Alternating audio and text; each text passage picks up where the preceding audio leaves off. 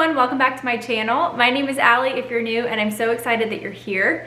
So we're gonna jump right in today's video. I'm doing something I have never done before. I am making freezer meals for my family. So we are in the middle of moving. I'm sure if you have followed any of my other videos, you know that. But we are in a very busy season of life. I wanna make my life a little bit easier by having some meals all ready to go, tucked away in the freezer. I am going to make 8 freezer meals, but I'll actually be able to get 16 meals out of each of them because there will for sure be leftovers, enough for us to eat it again the next night. Here's a quick rundown of what we'll be making today together. Chicken pot pie, lasagna, teriyaki chicken, and Fiesta Soup. This video is also sponsored by Eufy. I will share how much Eufy has helped in my day-to-day life, cleaning up everyday messes in just a little bit. All right, let's go ahead and jump on in with recipe number 1. We're gonna start with the Fiesta Soup.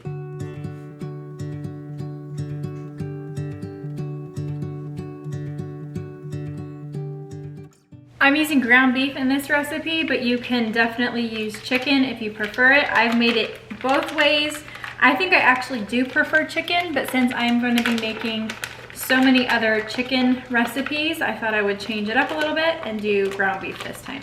If you were going to do chicken, you could cook it up in the Instant Pot, or you could use a rotisserie chicken. All right, so while the beef is browning, I am going to go ahead and chop up onions, and I need 2 onions for this recipe, but since I'm already here chopping onions, I'm gonna go ahead and chop up 4 onions because I'm gonna need onion for some other recipes a little bit later. All right, so the ground beef is done. I am gonna remove half of this actually I'm gonna remove all of this ground beef because I think I was supposed to have cooked my onions before the ground beef or after the ground beef. I don't have the recipe in front of me.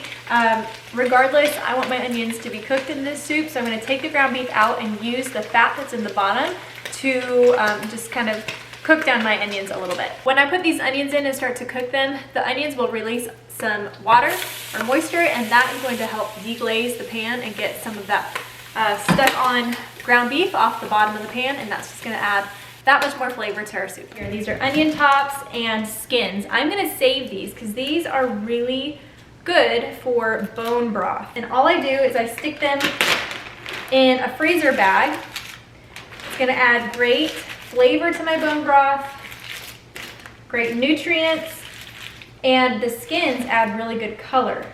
And I just keep bags in my freezer, and whenever I have things like onion tops, carrot skins, carrot peelings, celery, I just put it in this bag and keep it in my freezer until I'm ready to make some bone broth. All right, so back to my onions. They are nice and brown. They look beautiful, they smell so good. I'm gonna scoop my onions all the way over, and I'm gonna add in half of this ground beef. Let's see if I can do that. Oh, I made a mess. I'm gonna do half of this ground beef. And then I'm gonna take half of these onions and put it back into this bowl. I'm sure there might be an easier way to do it, but I don't wanna dirty up a bunch of dishes. I'm gonna set this aside, and I'm gonna do 1 batch at a time just because my pot's not big enough. So I'll mix all of this together. So I'm using a ranch packet. I would prefer to make my own, but I just am not in the season of life to do that right now. So I'm just gonna open that up and dump it in. At this point, this recipe is a dump and go recipe, and I love that. This is how we buy our taco seasoning. I'm only gonna add in half of this because I'm kind of afraid that it's gonna be too spicy for my kids, and I want my kids to be able to eat this soup. So I'm gonna add in about half, and then I'll taste it and see if it's too spicy for them. If not, I'll add in the rest. And now I need 2 cups of chicken broth. That's half of this carton.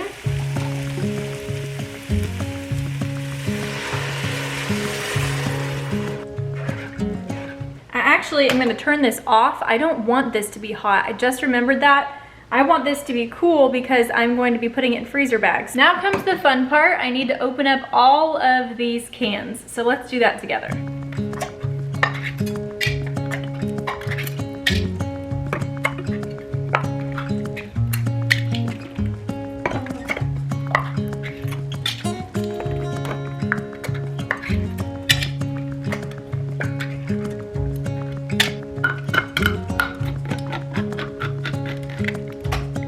All right, so I've got all my cans opened.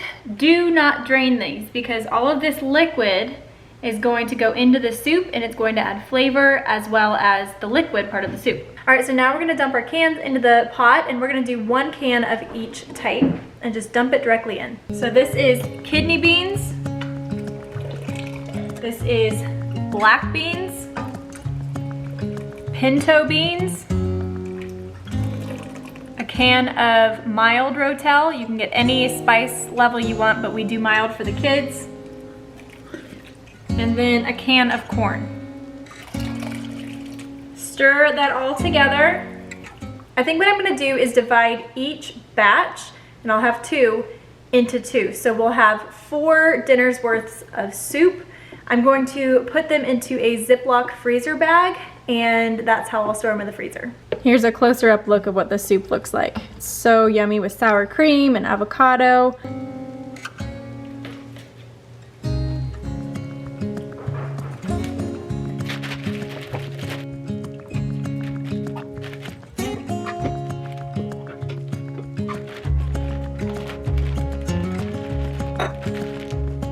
So to freeze these, I'm going to lay them flat just like this. That way they will freeze flat and save me some space. Also, it will help them thaw faster, because if you store or if you freeze it like this, there's a lot more in there that would need to thaw, and it would take a lot longer. So if you lay it flat, freeze it that way, it will thaw a lot faster for you. Also, always remember to label whatever you put in your freezer, because you probably definitely will forget. Put the date on there as well. So really quickly, I'm going to go ahead and throw together that last Fiesta soup.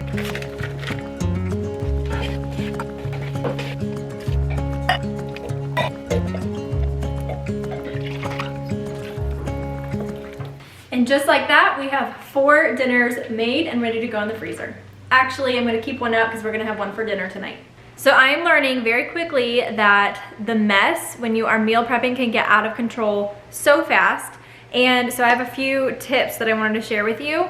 The first thing that I've realized that I did not do, and I wish I had, was to start with an empty sink and an empty dishwasher. That way, as you are making things and dirtying dishes, you can just load them straight into the dishwasher. I also have been cleaning between each meal, and that has really helped give me a blank slate so I can start the next recipe. And then I also have been vacuuming my floors between each meal. I am barefoot. I like to be barefoot in my house, and the feeling of stuff on my feet is just the worst. So I've been vacuuming between each meal, and I've been using this cute little vacuum. This is the Eufy Clean Home Vac H30. I've been using this for my everyday messes. It has powerful suction, it's convenient to use, and it has amazing runtime. So the suction on this is super powerful. It's actually double that of many other brands, and you can feel the power in it, and you can clearly see it too. The wind tunnel on this allows for more efficient airflow, which gives you a more efficient clean and also a powerful suction. There's a 20-minute runtime on it and a 10-minute runtime if you're using the max setting. This vacuum is very convenient for me. I love the little charging station that it comes with. It not only looks pleasing to the eye, it's nice and tidy, but it also allows me to keep all of the attachments together in one spot and organized. And I also can charge my vacuum at the same time. I like to keep mine here in my kitchen because I'm constantly grabbing for it to clean up messes from the kids after lunch or spills when I'm cooking. Here is a perfect example of one opportunity where I got to use my Eufy. I was in the middle of baking something and I bumped the side of the container and spilled flour all over the table and all over the chair.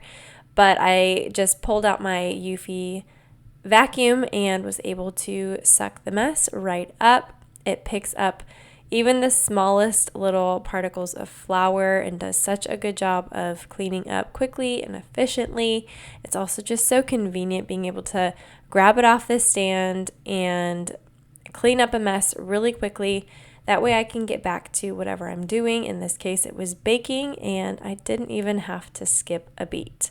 I frequently reach for the different attachments for different locations in my house, including my car. We have a cat, and so we use the pet hair attachment all the time. I use it on the couch, on chairs, on the bed. And then I love this attachment to get into more hard to reach places like baseboards or behind furniture. Lastly, the filter on this vacuum is leak proof and it is washable, and I love that. You'll just want to make sure that the filter's completely dry before you use it again. Y'all should get yourselves one of these vacuums. I think you'll love it. I think you'll use it every single day like I do, and I was so excited to share it with you because we use it so often. Y'all know that I only share products with you that I absolutely love, stand by, and use myself. And I use this vacuum literally every single day, so I'm so excited to share it with you. Y'all can check out this Eufy Clean handheld vacuum HomeVac H30 on Eufy's Amazon store to purchase yours now. All right, so the next freezer meal we're going to make is lasagna. I want to get going on this one because it's going to be a little bit more labor intensive. So I could make it simpler on myself and just use jarred, which I am, but jarred like marinara sauce. I am using that, but I want to sneak some veggies in. My kids have a very hard time wanting to eat vegetables, and let's be honest, so do I sometimes. So my favorite way to do that when we're having pasta is to just chop it up really fine and cook it down into the sauce. They don't know the difference, and they're getting some vegetables, so I feel better as a mom. So I actually am using less meat in this recipe than you probably would for a typical lasagna of the size that I'm gonna make it, but I'm going to be using mushrooms, and mushrooms are nice and meaty in and of themselves. They kind of resemble meat. They're a very flavorful vegetable. So I think that I can get away with using less meat if I also use some mushrooms. So that's what I'm gonna do here. I'll just chop it up kind of sort of similar to ground beef size, or not. Yeah, ground beef. I've seen recipes where you do just Italian sausage, just ground beef, or a mix of the two. I'm just going to be using Italian sausage in this recipe, but like I said, the mushrooms will kind of resemble some meat, which is nice and a lot cheaper. So now I'm going to brown the Italian sausage. There's a fly in here. And so I have 2 pounds of Italian sausage that I'm going to just brown up really quick, and then I'm going to take it out and cook my vegetables down, similar to the way that I did it for the Fiesta Soup. While I'm waiting for this meat to finish, I'm gonna go ahead and shred my cheese. I like to buy any of my cheeses in block form, not pre-shredded. The pre-shredded stuff has something on it called cellulose, and I don't personally want to be eating that, so I like to use the block kind of cheese. Also, block cheese melts so much better. So if I'm baking with it and I want it to be an ooey gooey cheesy recipe, then definitely I will shred it myself. The meat is done. I just want to let it cook for a little bit longer to get a little bit more brown color on it. To me, that's flavor. And then I'm gonna throw the veggies in. Just kidding, change of plans. My meat ended up cooking really fast, so I'm gonna go ahead and pour all of my veggies into just a little bit of the grease that's left in the bottom of this pan and let these start cooking. And while those are cooking, then I'll shred the cheese. My vegetables are done, and they are now a nice kind of a mush of vegetables, which is perfect. So I'm just gonna transfer them out into another bowl. I just realized I forgot to cook my onions down. So I'm gonna cook those up really quick, and then we'll get to shredding the cheese. Hope that you can hear me over the onions cooking, but I'm gonna use my food processor to shred my cheese because I have so much cheese to shred. I also will just leave my food processor out because I'm gonna need it for another recipe later on. I'm gonna start with the Parmesan.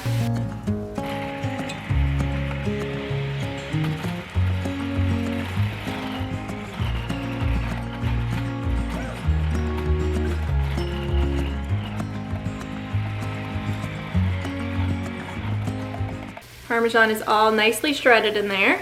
So this is the rind from the Parmesan, and I don't want to shred that. It's not really edible, but there's still some cheese in there. And I learned this from Giada De Laurentiis, I think is her last name. I used to watch the Food Network all the time, and I loved her. And she said to save your Parmesan rinds, put them in the freezer, and then when you're making soup, add this rind to your soup, and it adds amazing flavor. So I'm gonna do that.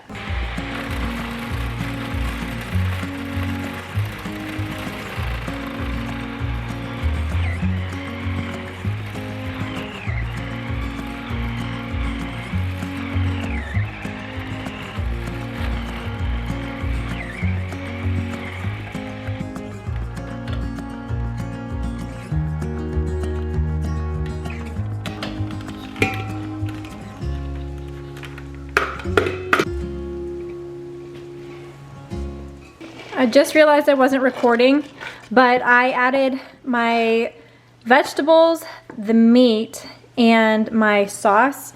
I used 2 jars, and I'm just gonna let this kind of simmer while I get everything ready to assemble the lasagna. Oh, and I also need to add a couple eggs to my ricotta, so I'll go do that real quick.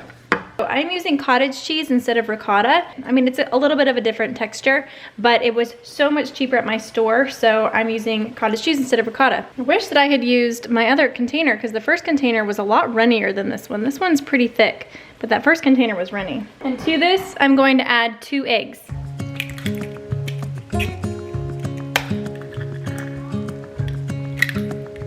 As well as some parsley flakes.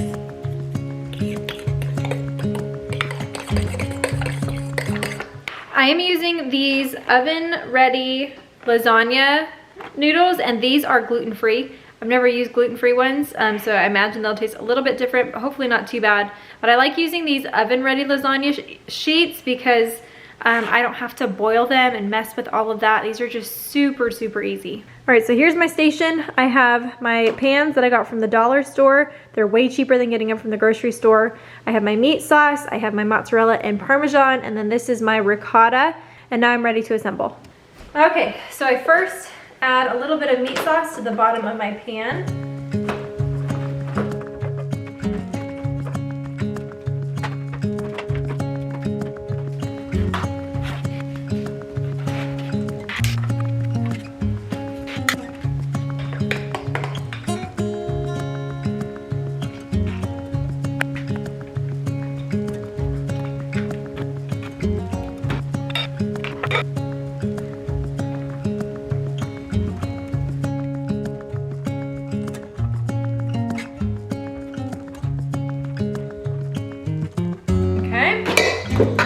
Now I do meat sauce again. All right, so my lasagnas are assembled and they are ready to be covered, labeled, and then put in the freezer. Now, I've never made freezer meals before, but I've heard from many people that if you cover your casserole type things in plastic wrap first and then cover with foil, that helps keep the air out. It helps them keep in the freezer better.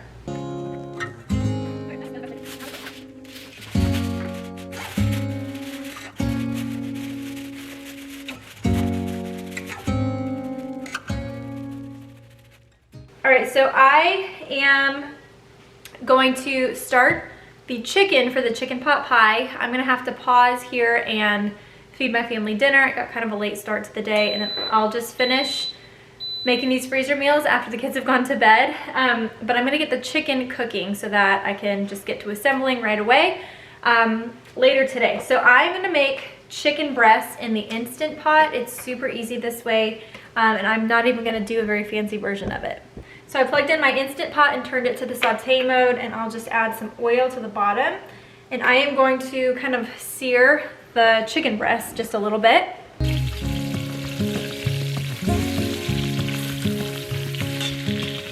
them over and sear the other side for a few minutes. This is the last of the chicken sauteed. I'm gonna take it out, put it on the plate, hope it'll fit. So I'm gonna add some chicken broth to my Instant Pot, and I'm going to kind of scrape the bottom to deglaze all the brown bits. Now I'm going to add my trivet to the bottom of the Instant Pot. And I'm going to put my chicken back in the Instant Pot. Pour all those juices, because those are flavorful. Now I'm gonna place the lid on my Instant Pot. Make sure the pressure valve is sealed. And then I'm going to pressure cook for 10 minutes. All right, so my kids are in bed and I'm going to finish the last 2 recipes. So we're gonna do the chicken pot pie now, and we're gonna start with the crust. So I'm gonna use the food processor to make my crust. I'm also making this gluten-free, so I'm using a gluten-free flour. I'll have the recipe that I'm using linked in the description box below. I've never used this recipe, but we will give it a try. Okay, so for this recipe, it's only for a single crust, and I think I want to do a top and a bottom crust. So that means that I need to quadruple this recipe, and I don't think it'll all fit in the food processor. So I'm gonna double it and then make another double batch. So I need 2.5. That's 1, 2, 3, 4.5, and then 3 tablespoons of sugar, and then 1 teaspoon of salt.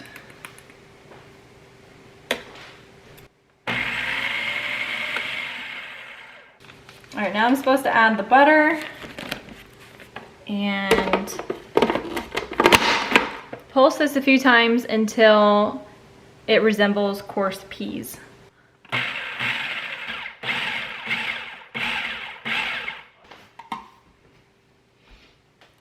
I just did 5 tablespoons of cold water into this bowl. And now I'm gonna do 3 tablespoons of sour cream, 3 teaspoons of apple cider vinegar. 1. All right, so now I'm gonna add about half of the mixture in.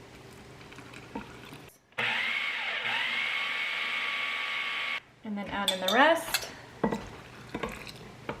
And pulse a few times until the dough comes together. All right, so I think there's just too much dough in this container. Next time I will not double it, but I think it has enough moisture in it, so I'm gonna try and just kind of work it together the last little bit with my hands.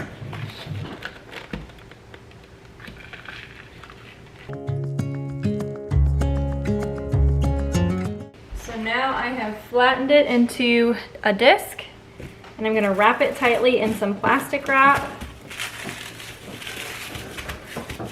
And I'm going to freeze both of them for 30 minutes while I make the filling. You also could, at this stage, just put these in the freezer and keep them until another night if you wanted to roll them out and then add your pie filling. Or you could freeze these and use them for other kinds of pies or quiche. All right, so here's my chicken all cooked, and it is cooled enough for, it's still pretty toasty, but it's cooled enough for me to chop it all up.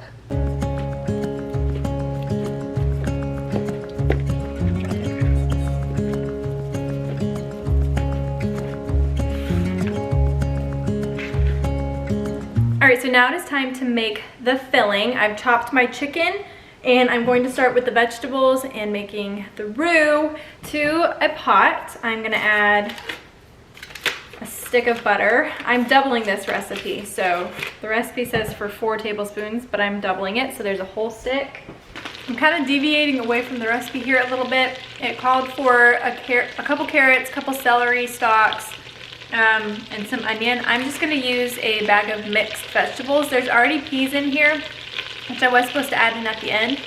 And you probably don't want to be cooking the peas right now, but I'm just gonna use it anyways and hope for the best. So to my butter, I'm adding in about a cup of onions. And my bag of frozen veggies. I might do a bag and a half of frozen veggies. So I've let these veggies cook for a little bit, and now I'm going to add in 1 cup of gluten-free flour. Sprinkle that over the veggies and the butter. Okay. And mix that all together. Also at this point, add a teaspoon of salt, or 2 teaspoons I guess, since I'm doubling this. Half a teaspoon of pepper. Now I'm going to pour in the broth slowly, a half a cup at a time. And I'll do 6 total.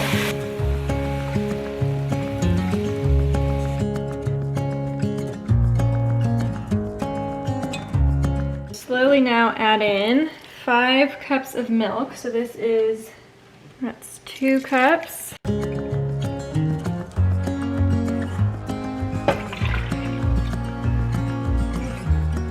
to this, I'm gonna add 2 teaspoons of parsley flakes.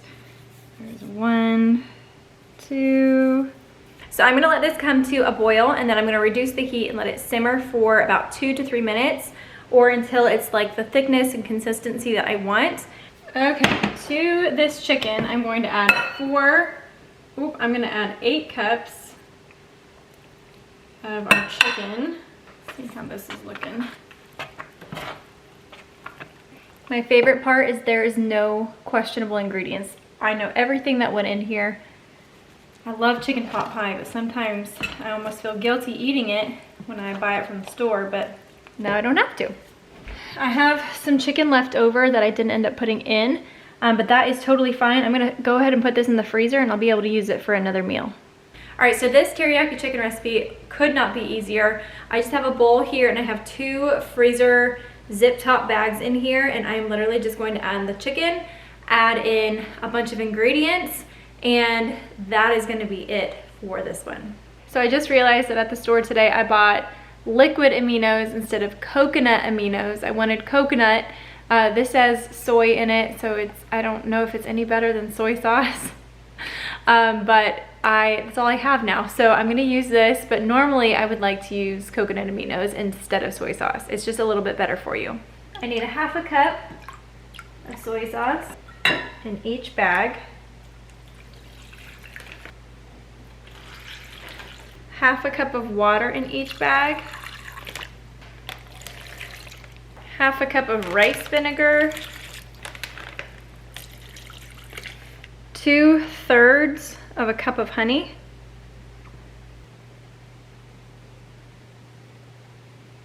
And then some minced garlic. And then the last thing is a 1/2 teaspoon of ground ginger.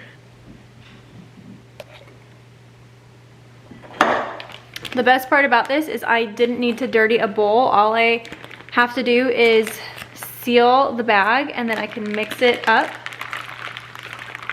right in the bag. I don't know how to spell teriyaki. Change plans with the chicken pot pie. So I was gonna roll out the crust, go ahead and assemble everything, and then stick that in the freezer, but I'm getting a little tired. It's kind of late. And I wasn't really sure how it would freeze already assembled and then thaw and then cook. So what I'm gonna do instead is let this cool completely. It's still really hot. And then I'm going to just go ahead and put this filling in 2 freezer zip top bags. Then come the night that I want to make the chicken pot pie, when I pull this out of the freezer, I will also pull out the pie crust, and I'll just really quickly assemble that, roll out the pie crust and assemble it, and then pop it in the oven. It still is not gonna take me nearly as much time as if I were to make this all from scratch the night of. And then another thought that my husband and I had, because I'm gonna have 2 portions of this, so maybe the other night, skip the crust altogether and instead just pour the filling in the bottom of a pan. We could either make biscuits from scratch, or we could just get a can of like the Annie's biscuits and just put those on top, and that would be the crust. So that is gonna be it for today's video. Thank y'all for being here and hanging out.